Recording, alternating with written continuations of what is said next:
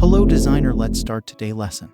First, select layer and press Ctrl+J and duplicate layer. Go to blur and select Gaussian blur. Save blur file. Delete it Gaussian blur file. Select text tool and write your paragraph. Right click and select smart object file.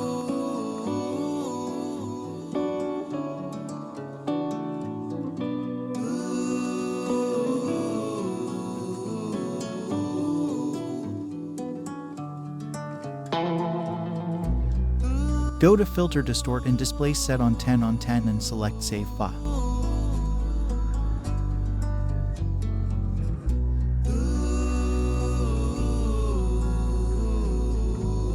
Select one layer and drive opacity on top. Press Alt and convert to clipping mask. Select solid color and select black color. Select black color layer and drop on back. It's done. Thanks for watching my videos. Please like, share, and subscribe.